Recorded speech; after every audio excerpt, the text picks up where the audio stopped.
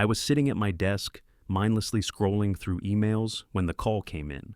It was James, my boss. He never called unless something was really wrong. "Get in my office now," he said. No greeting, no preamble. Just those 5 words that felt like a punch to the gut. I grabbed my notes, not sure what I was walking into, and headed for the conference room. As soon as I stepped inside, I saw James sitting at the head of the table, his usual calm demeanor replaced by something sharper. He had a stack of reports in front of him, spreadsheets sprawled out like some kind of cold, calculated battlefield. "Sit down, Dave," he said, motioning to the chair across from him. I did. Every muscle in my body was tense, like I was about to hear something I wouldn't be able to come back from. James didn't waste any time. "The company's underperforming," he said, his voice flat.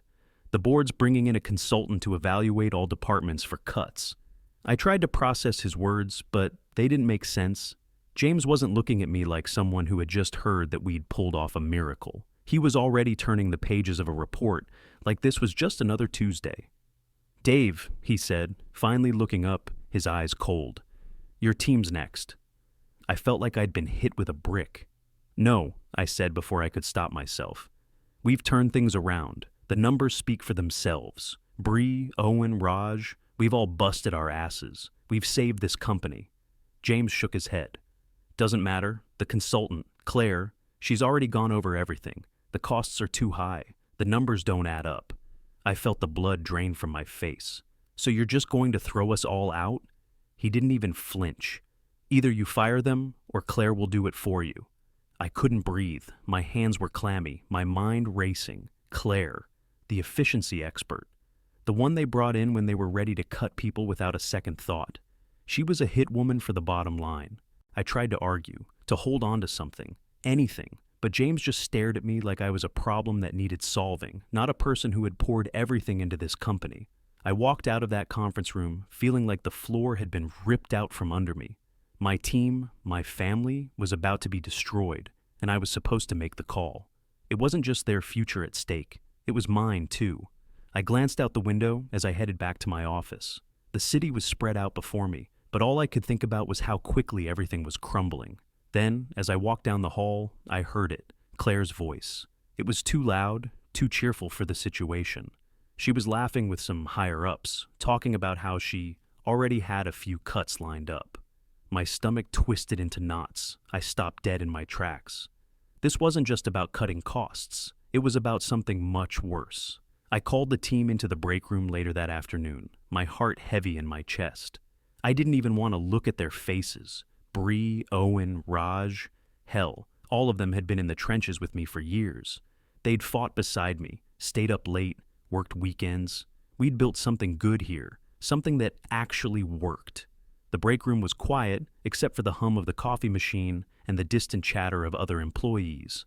They filed in, joking around like nothing was wrong. Bree laughed at some joke Owen made, Raj was checking his phone, and I just stood there, swallowing the lump in my throat. I couldn't do this, not to them. Finally, I cleared my throat. "All right, guys, we need to talk." They all looked up, their smiles fading as they sensed the shift in the air. I closed the door behind them, locking it. The words came out slower than I expected, but I had to say them. I had to. "They've brought in Claire, a consultant, and our team's on her list." A few beats of silence. I could practically hear their brains processing it, trying to make sense of what I'd just said. Bree was the first to react. "Wait, what?" She stood up from the table, eyes wide with disbelief. "No, that can't be right. How could they do this to us? We've been the only team keeping this ship afloat for the past year." I tried to hold her gaze, but it felt like I was sinking under the weight of the truth. I know, but Claire's already gone through the numbers. She's made it clear, our costs are too high." Owen stood up next, his chair scraping loudly against the floor. "Wait, hold up. We've been delivering some of the best work this company has seen in years. I don't get it. What more do they want from us?" I opened my mouth, but nothing came out. There was nothing I could say. They were right.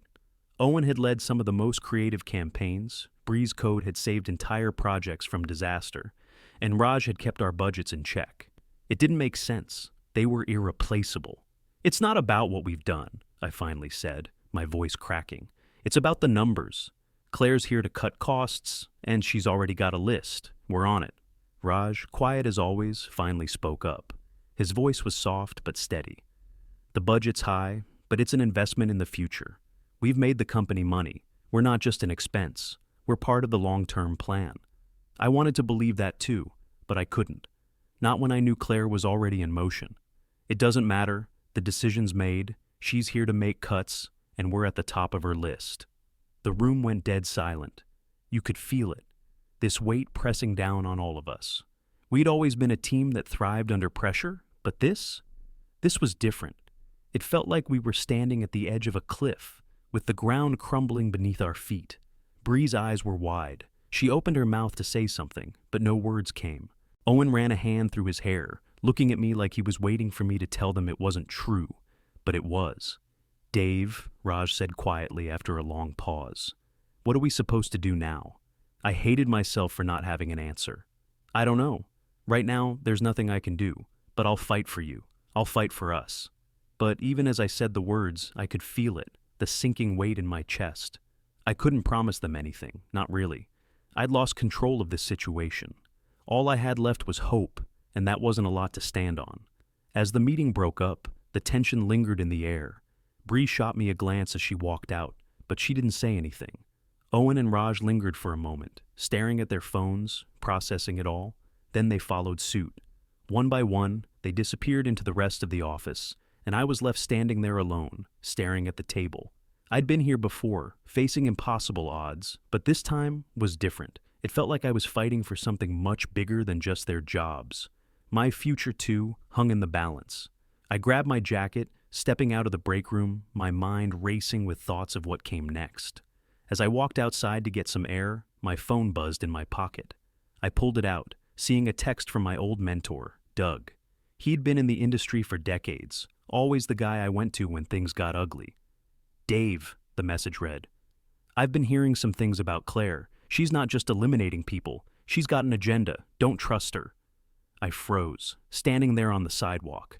My heart rate picked up, the blood in my ears drowning out the noise of the city. I stared at the message for a long time, feeling a chill run down my spine. What the hell was Claire's agenda, and how far was she willing to go to get what she wanted? This wasn't just about a team anymore. This was bigger. It was a fight for everything. I met Kit, an old friend and IT wizard who'd saved my ass more than once, at our usual dive bar later that night. The neon lights flickered like they were about to give up, and the air always smelled like stale beer and fried food. Kit was already there, nursing a pint of something dark, staring at his phone like it was his lifeline. Got a plan? I asked as I slid into the booth, my mind still reeling from everything that happened earlier. Kit didn't look up right away. He was scrolling, tapping away at something. Better than a plan, he muttered. I've got a lead. That caught my attention. What do you mean, a lead? He finally looked up, his eyes sharp. Claire, I've been digging into her background, and let's just say the pattern's starting to look pretty damn suspicious. I leaned in, my heart pounding a little faster. What are you talking about? Kit tapped the screen and slid the phone over to me. It showed a series of company names, dates, and some detailed records of Claire's past employers. Every time she's been brought in, departments get slashed, cuts, layoffs, all the usual. But here's the kicker.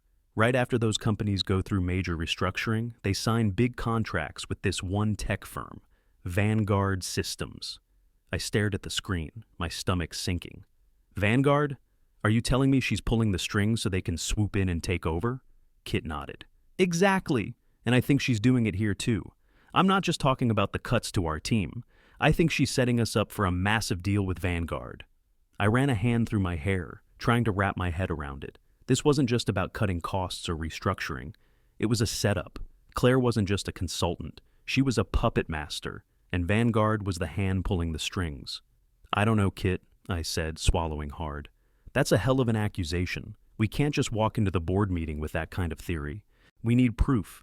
Kit's eyes narrowed as he scrolled through more records. Exactly. That's why we're going to track her. I'm setting up a system to monitor her movements around the office. I'll dig into her emails, her meetings. We'll see if we can catch something, anything that links her to Vanguard more directly. I hesitated. You're saying we spy on her? Kit looked at me like I was the one who'd lost his mind. Damn right. We can't sit back and let her wipe us out. We have to act fast, Dave. We're running out of time. I didn't like it, but deep down, I knew Kit was right. If we didn't do something now, Claire was going to take everything down, with no one the wiser. And that wasn't something I could live with. All right, let's do it, I said. But we need to be careful. If we get caught... We won't get caught, Kit interrupted, already tapping away at his phone. I'm good at this. I looked at him, feeling a mix of relief and dread. We were already in too deep to back out now. The hours passed in a blur of research, phone calls, and setting up digital surveillance. Kit pulled up old news articles, financial reports, anything he could find that might tie Claire to Vanguard. We dug into her past employers, reached out to former employees who had worked with her, asking if they'd noticed anything strange. The deeper we got, the clearer it became. Claire wasn't just eliminating departments for the sake of efficiency. She was systematically clearing the way for Vanguard to swoop in and take over once the damage was done. But the real bombshell came when Kit stumbled across a report from one of Claire's former companies. They'd lost millions in a botched contract with Vanguard after Claire had led a major restructuring there. The contract was a disaster, poorly executed, over budget, and ultimately, it cost them. I stared at the screen, feeling my blood run cold. This is bigger than I thought. She's been doing this for years. Kit nodded, his face grim. She's not just a consultant, she's a corporate mercenary, and we're her next target. I could feel the weight of it all pressing down on me. If we didn't act now, Claire would ruin everything we'd worked for. It was now or never. We had to expose her, and fast. We were back in the office before sunrise. Kit brought in a duffel bag full of gear, mini cams, USB keyloggers, wireless mics, the kind of stuff that made me feel like we were breaking into Fort Knox, not our own building. But there wasn't time to second guess. While everyone else was still dragging in with coffee and half-zipped backpacks, Kit and I were already moving. We got 3 hidden cameras set up, one outside Claire's temporary office, one in the copy room where she kept making private calls, and one angled discreetly in the hallway near James's office. Nothing flashy, just enough to catch whatever she didn't want caught. By mid-morning, Kit had tapped into her email through a mirrored inbox. We were sitting in a forgotten corner of the IT storage closet when he pulled up the first bomb. She's already scheduling a Vanguard pitch, he said, turning the screen toward me. Says it's an emergency vendor solution to address our team's failure to align with corporate goals. I stared at the screen. She's setting the stage to replace us before we're even out.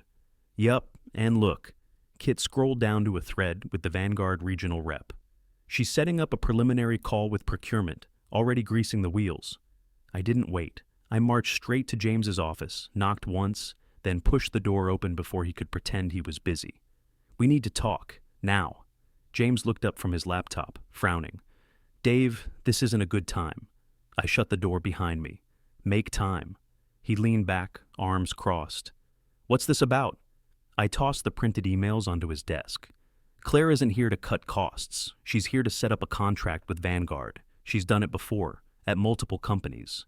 Departments get wiped, Vanguard slides in, and somehow she always walks away with a consulting bonus. James looked over the pages, his expression flat. You expect me to believe all this?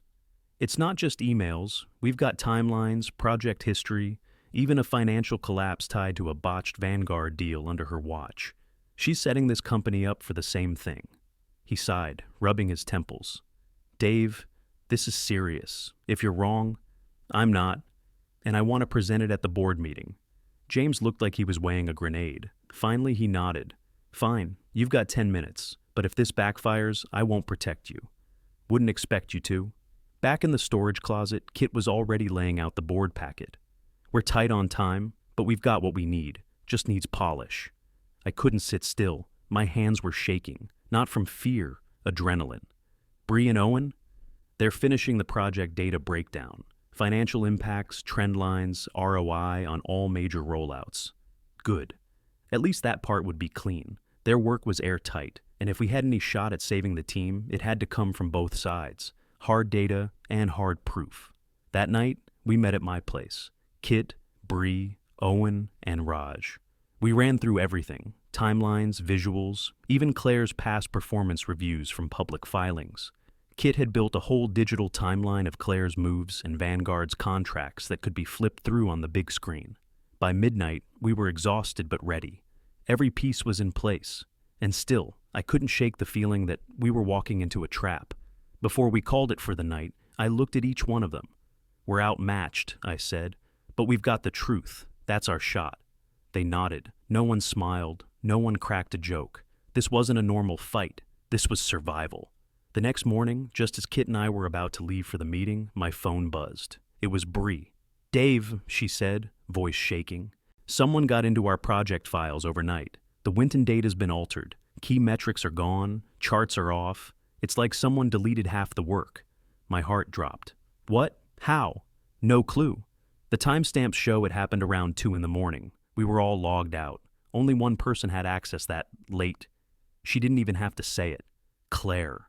I slammed the door behind me and headed to the car.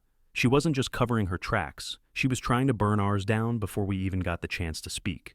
The boardroom was ice cold when we walked in, physically and otherwise.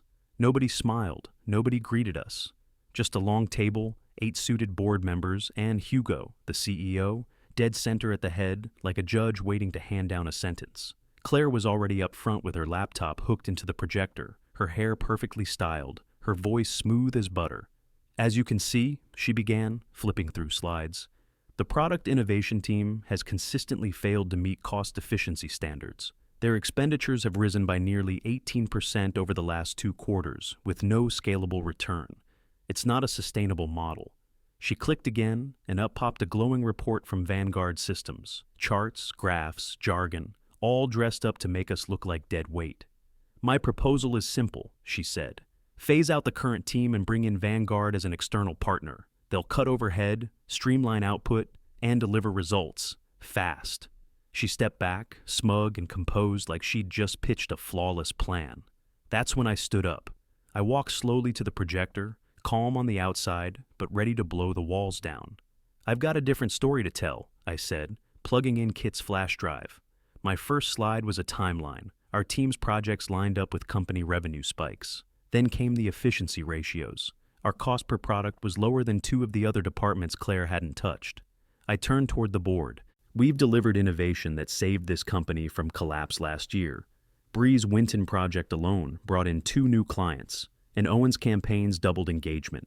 These aren't guesses, these are facts." They were listening, but I wasn't done. "Now let's talk about Claire's record." Next slide. Claire's last 3 companies. Same story every time. Restructure, layoffs, Vanguard contracts, and then plummeting financials. Kit had pulled payment records tied to shell companies set up in Delaware and Nevada. Every one of them tied back to the same P.O. box used in Vanguard's vendor network. "These companies didn't just lose departments," I said, pointing at the final line of the report. "They lost millions." Claire's face twitched, first crack in the armor. "These accusations are outrageous," she said sharply, stepping forward. "You're dragging my name through the mud based on circumstantial nonsense." "Then explain this," I snapped, bringing up one last slide, an internal email where she forwarded a Vanguard rep confidential company performance data, dated 2 days before she even mentioned the contract proposal. The boardroom fell quiet. Hugo leaned forward, his hands clasped. "Claire," he said, his voice flat, "you gave third-party access to internal files before we'd even discussed options?" She straightened up, tried to recover. "I was vetting solutions, that's all." But the damage was done. Then the door opened. Raj walked in, holding a USB stick. "I think you'll want to see this," he said, plugging it into the projector. Security footage popped up. Claire, 2 in the morning, entering the office with a badge swipe. 15 minutes later, inside the server room. Then again, inside Bree's file folder. "I restored the deleted audit logs," Raj said. "She tampered with the Winton project data last night." Claire froze. The whole board turned on her. "I never," she started. "Enough," Hugo said, standing up. "You've been sabotaging the company for years. You're done here." 2 security guards stepped inside without a word. Claire's face was pale now, lips pressed tight. She didn't scream, didn't argue. She just walked out, shoulders stiff, like she still thought she'd spin it later. The moment the door clicked shut behind her, the boardroom turned into chaos. Questions flying, files being shuffled, people arguing numbers and damage control. I stood there, heart still racing, staring at the spot where Claire had stood minutes ago. My phone buzzed in my pocket. I pulled it out. A message from Doug, my mentor. Get ready for the fallout. It's not over. Claire was gone by lunchtime. The CEO called an emergency board session right after the meeting, and by 1:30, HR had packed up her office. Just like that. One moment she was threatening to gut everything we'd built, and the next she was walking out the front door with a cardboard box and 2 security guards at her sides. No fanfare, no goodbye, just silence. But the damage she left behind didn't disappear with her. The Winton project was delayed at least a quarter. Some of the files were still corrupted. Vanguard's proposal got yanked immediately, but now procurement had to scramble to find alternate solutions, which set off a chain reaction of stalled work across multiple departments. We didn't get a parade or a plaque for exposing her. We just got the mess to clean up. Still, something shifted. 2 days later, Hugo called me into his office. I expected the usual corporate BS. Thanks, Dave, back to business. But instead, he closed the door and motioned for me to sit. You saved this company, he said. We were walking straight into a fire, and we didn't even see the smoke. I didn't say anything. I was too used to being overlooked to know how to respond when someone actually gave a damn. I pushed for Claire, Hugo admitted, rubbing his eyes. I vouched for her, because her numbers looked perfect on paper. But I forgot one thing. People aren't data. You and your team, you proved that. I nodded. We just wanted the chance to do what we were already doing, without being treated like a liability. He smiled. Well, you're getting more than that. The board's approved a new division. You'll be leading it. Strategic solutions. Your team, your budget, direct line to me. I blinked. Seriously? He leaned back in his chair. Seriously, you earned it. Just make sure the next time someone like Claire shows up, we don't get blindsided again. I shook his hand and walked out of that office with a strange mix of exhaustion and pride. We'd survived. More than that. We'd won. That Friday night, we celebrated the only way that felt right. At my place, nothing fancy. A few pizzas, cold beers, music playing low. Just me, Bree, Owen, Raj, and Kit. No speeches, no buzzwords. Just the people who made it through hell together and came out on the other side. We toasted with plastic cups. Owen cracked a joke about finally updating his resume. Bree rolled her eyes and said she'd burn hers. Raj was already mapping out improvements to the new division's financial tracking system on a napkin. Classic Raj. I stepped outside to breathe for a minute. The noise from inside was warm, comforting, real. We weren't just a team anymore. We were a force. And for the first time in a long time, it felt like we were in control of our own future. Then Kit's phone buzzed. He looked down, his smile fading a little. Dave, he said, holding it up. You need to see this. It was a text from one of the board members, not Hugo. Someone higher up, quieter. The message was simple. We need to talk, privately. Claire's part wasn't the whole story. I looked at Kit, then back at the house. My team was inside, laughing like nothing could touch them now. But something told me, this wasn't over, not even close.